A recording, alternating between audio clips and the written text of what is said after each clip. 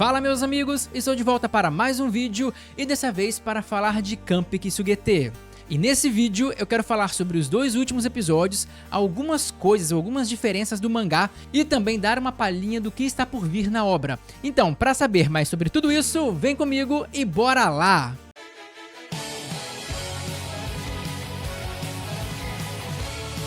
E meus amigos, antes de começar, só quero dar aquele aviso rápido. Se você gosta dos vídeos de Kampi Kisuge e se você gosta desse anime, dá um hypar nesse vídeo, porque é muito importante. Vocês estão vendo que praticamente toda semana eu trago alguma coisa de Kampi Kisuge, porque a galera tá hypando, os vídeos estão indo bem, então eu tô acompanhando essa série. E você sabe que é complicado acompanhar séries que não estão no hype, não são as mais famosas, não são de ação. Então se você quer mais Kampi Kisuge aqui nesse canal, ou na internet como um todo, porque se o vídeo vai bem no meu canal, outros canais acabam fazendo o mesmo, beleza? Então se quiser ajudar, deixa um hype aqui, deixa um like que ajuda demais. Dito isso, bora para o episódio. E no caso eu vou abordar o quarto e o quinto episódio, principalmente o quinto. Mas no episódio número 4, a Mia estava escrevendo uma carta para a filha, preocupada, porque ela falava assim, olha, não é possível, o que está acontecendo com a minha irmã? Porque eu tenho certeza que a minha irmã, se ela estivesse em algum outro lugar, ela ia me avisar como que estava a vida dela por lá, e se ela estivesse vendo esses monte de monstros por lá, ela também iria me avisar, ela não iria me deixar na mão, eu tenho certeza. E aí a Mia começa a pensar se ela não tá sofrendo muito, se ela não tá passando muitos apertos no outro reino, então ela manda uma carta muito preocupada pra irmã. E depois disso o anime corta e vai para a filha, que tava tipo em um templo, lá no novo reino dela, onde tinha um monte de gente reunida. Tinha os aldeões, os príncipes estavam lá, tava todo mundo lá. E ela estava naquele ambiente para fazer aquele ritual supremo, aquela grande barreira para proteger esse reino dos monstros e da calamidade que está por vir. E aí ela começa a fazer o ritual, que por sinal ficou muito bonito e muito bem feito no anime. Dá uma olhada.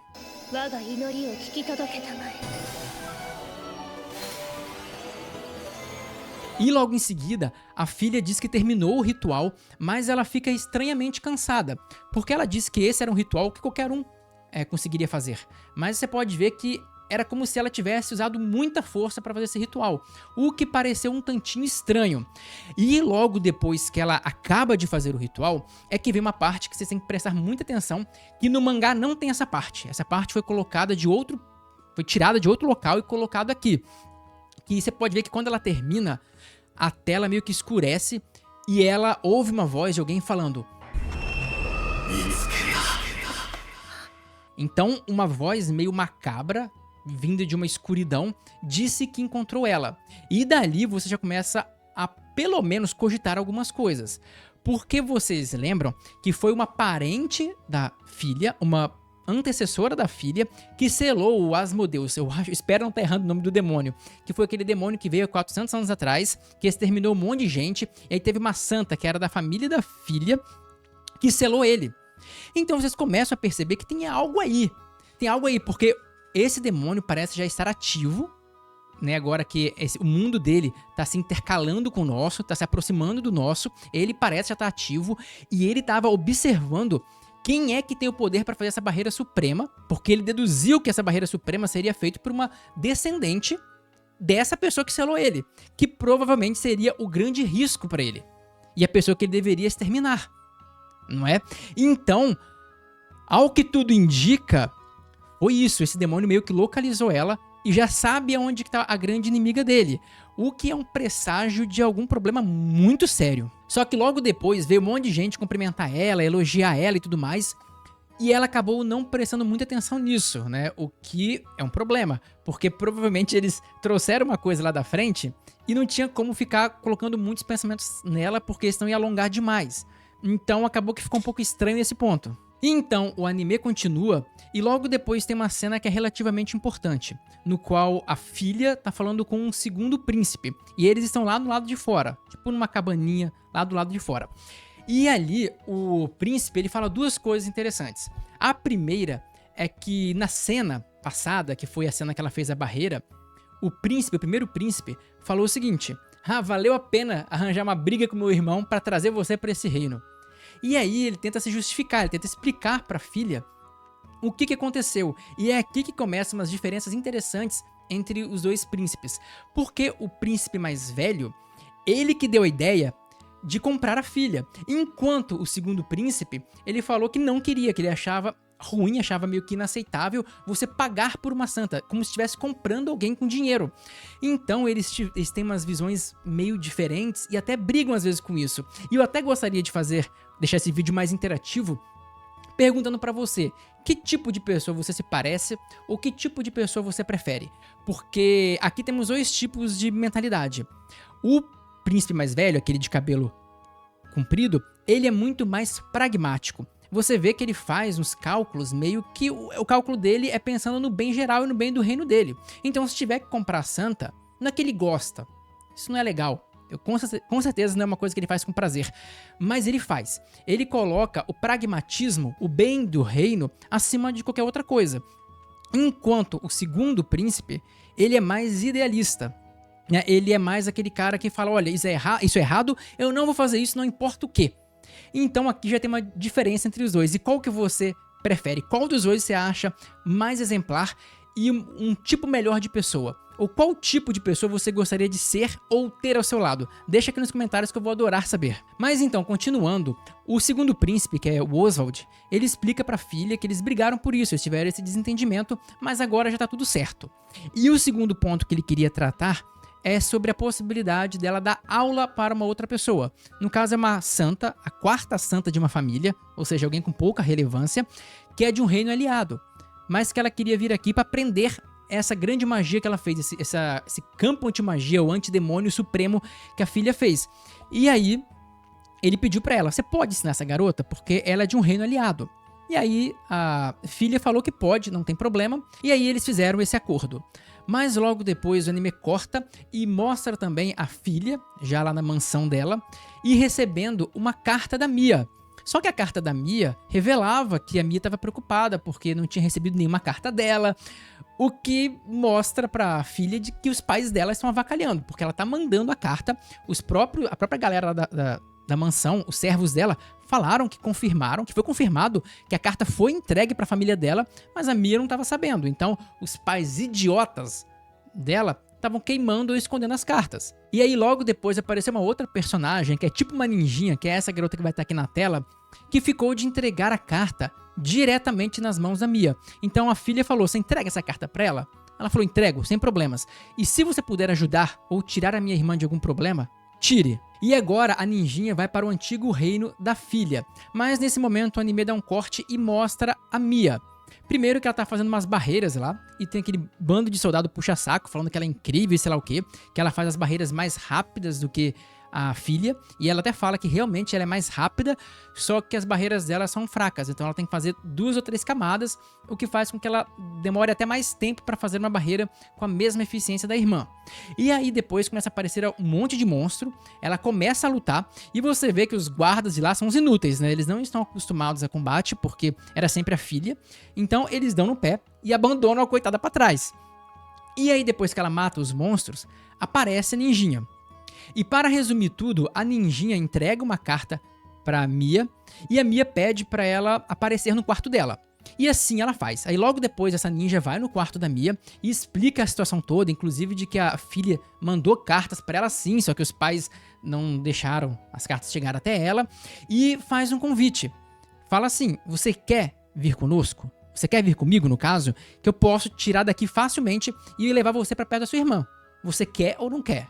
E é aí que acaba o 4º episódio, e é agora que eu vou começar a falar do 5º, que também foi muito revelador e tem algumas coisas bem legais. E esse episódio começa com aquela santa do outro reino chegando pra ter aula com a filha. E logo de início as duas já vão pra um campo, pra um lugar, pra poderem treinar a magia. E aí a filha começa a explicar que para usar essa magia, ela precisa de 2 coisas: conhecer a língua antiga e conhecer a mana. E aí a garota não sabe muito bem, o que é essa mana, o que é ela, não sei exatamente o que é isso. E aí a filha explica uma coisa bem interessante. Ela fala que as magias antigas, essas magias arcaicas, elas usavam grande quantidade de energia. Elas precisavam de muito. Então, não tinha como você usar a sua energia interna, a sua própria energia para conjurar aquilo. Ninguém teria energia para isso. E ela fala que essa energia interna, essa energia pessoal, é chamada de Odd, enquanto a energia externa, a energia do ambiente, é chamada de mana.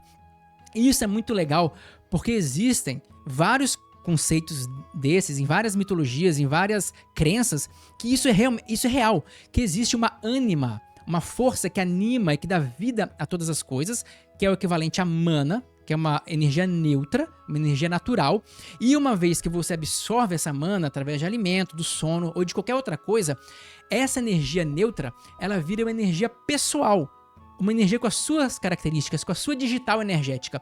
E aí ela muda e assume um outro nome, uma energia humana, que seria o Odd. E é por isso que a Mia falou que para usar a magia antiga, você tem que usar do ambiente.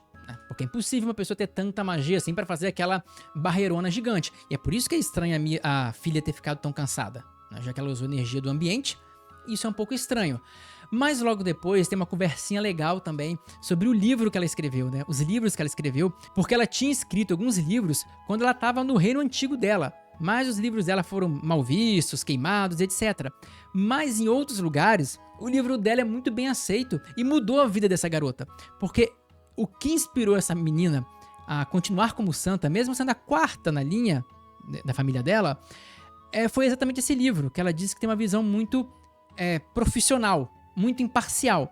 Então ela reflete um pouco que muitas coisas, muitas pessoas, ela sempre achava que ninguém dava valor pra ela, mas na verdade era que o mundo dela era muito pequeno. Ela só olhava para aquelas pessoas mesquinhas ao redor dela, mas a totalidade das pessoas não são assim. E aí a filha vai explicando pra garota também como que ela faz pra sentir a mana, e ela vai dando a aula dela.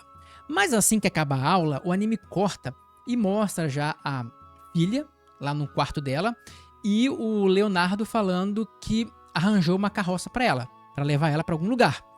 E logo depois é revelado que ela e a aluna dela foram para o túmulo da antiga santa. Então aquela santa que estava em Parnacorta antes dela e que morreu, ela era tia dessa garota que ela tá treinando. Então essa garota pediu pra ir lá porque ela queria ver o túmulo da tia, e ela revela também que as duas eram muito próximas. E ela de vez em quando vinha pra Parnacorta pra poder ver a tia, enfim, era uma relação familiar muito boa.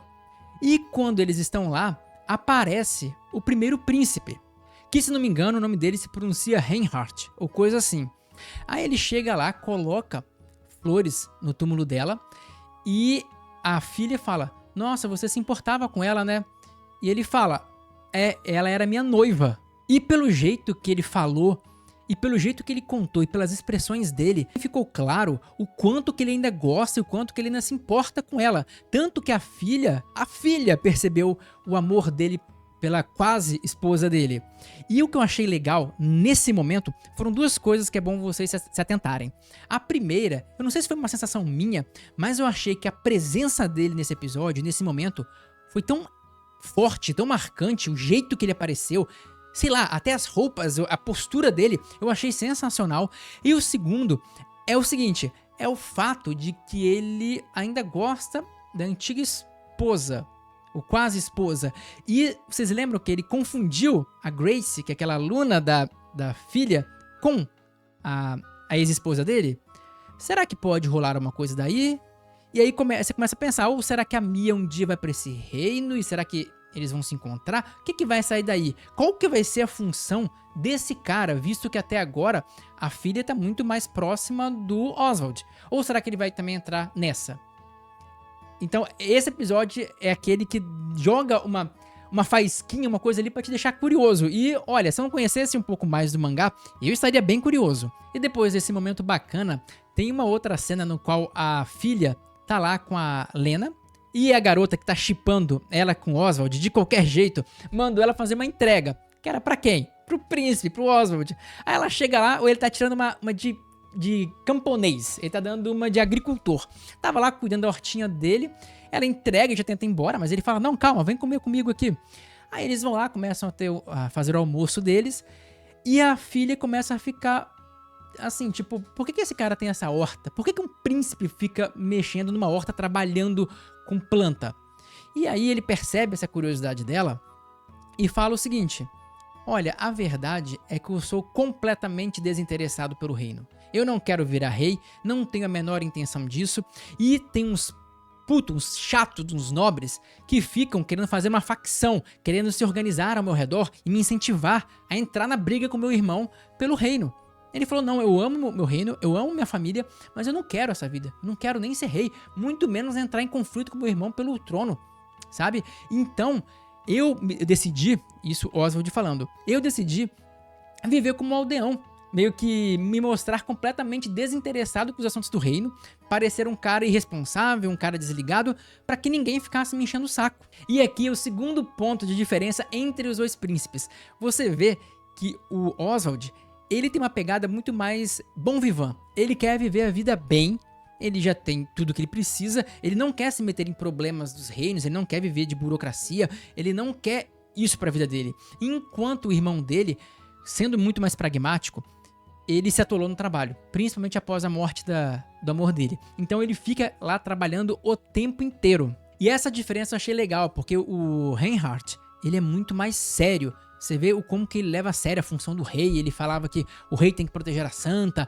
ele é todo correto, todo focado no trabalho dele. Enquanto o outro não, o outro ele quer mais uma vida tranquila, uma vida em paz e uma vida com laços mais profundos. Então eu queria saber aqui de vocês, qual dos dois vocês preferem? E logo depois, mas ainda nessa cena, o Oswald fala que ele buscou um hobby que não fosse bom só pra ele. Isso mostra como que ele se importa com as relações entre as pessoas, né? Ele não é tão distante, tão fechado igual o Reinhardt. E aí, então, ele fala que esse negócio de ter uma horta, de plantar alguma coisa, deixava outras pessoas felizes. Então, esse virou o hobby dele. E aí ele faz umas perguntas pra filha e entra uns momentos legais aqui de reflexão da filha. Que ela fala sobre que a vida inteira dela, tudo que ela fez, tudo foi focado nos pais. Ela queria ter o reconhecimento dos pais dela, porque se ela não tivesse, ela se consideraria um fracasso. Mas ela começa a perceber que talvez aquele mundo todo de desprezo que ela passou não seja bem uma verdade, porque ela se focou tanto nos pais e naquelas pessoas ruins que estavam ao redor dela, que ela não parou para prestar atenção nas outras pessoas. Porque, por exemplo, muitas pessoas gostaram dos livros dela, muitas pessoas agradeceram ela pelos trabalhos como santa. Então, assim, provavelmente, mesmo naquela cidade dela, naquele reino dela, tinham pessoas que amavam ela. Só que ela estava se atentando somente àqueles casos e aquelas pessoas que só prejudicavam. Porque as vozes e as ações dos ruins conseguem marcar a gente muito mais do que a das pessoas boas que muitas vezes ficam em silêncio. Então é assim que acaba esse episódio. E agora eu vou falar um pouquinho com vocês sobre o que vocês podem esperar do próximo episódio sem tentar dar muitos spoilers, beleza? Se o anime seguir a mesma ordem do mangá, o próximo episódio vai ser basicamente só da Mia. E o episódio vai ser muito interessante porque algumas coisas a mais vão ser reveladas. Por exemplo, o rei lá do reino que a filha foi expulsa, o primeiro reino dela. Quem é esse rei? O que aconteceu com ele? Ele é bom ou ele é mau? Ele vai aparecer muito provavelmente no próximo episódio e também vocês vão ver uma outra face do príncipe. Aquele príncipe que vai casar com a Mia e que dispensou a filha. Então, porque ele parece ser um cara tosco, medíocre, e só que ele tem um lado, algo nele que é tão cruel que você mal consegue imaginar. Talvez você nem consiga imaginar, porque assim, a venda da filha tem um outro propósito. Não foi só aquilo de conseguir um dinheirinho, de sei lá o que. Tinha um propósito maior, que vai ser revelado provavelmente no próximo episódio e vai deixar muita gente com raiva dele. E inclusive a Mia vai tentar dar um jeito nesse cara, falar pra ver se ele acorda, se ele se torna alguém melhor. E ele vai ter umas atitudes bizarras de toscas. O que vai dar muita raiva. E eu quero ver que algumas pessoas falaram que não gostaram muito da atitude da Mia, de querer se vingar dele. Eu quero ver alguém depois desse próximo episódio falar que ele não merece sofrer um pouco, que ele não merece sofrer muito na mão da Mia ou de qualquer outra pessoa, beleza? Então eu aguardo vocês no próximo vídeo, que vocês vão ter uma surpresa com aquele rei, provavelmente, principalmente no quesito aparência, porque eu já vou adiantar que esse desgraçado deve dormir no formol. Não é possível. Mas vocês vão ver e vocês vão se surpreender talvez. E se vocês gostarem e se hyparem, se der um like, e se esse vídeo for bem, eu continuo acompanhando o Camp Kisuget, pelo menos semana sim, semana não, aqui no canal. Beleza? Então, deixa um like, deixa o seu hypar. deixa um comentário caso queira. E eu agradeço muito e vejo vocês no próximo vídeo.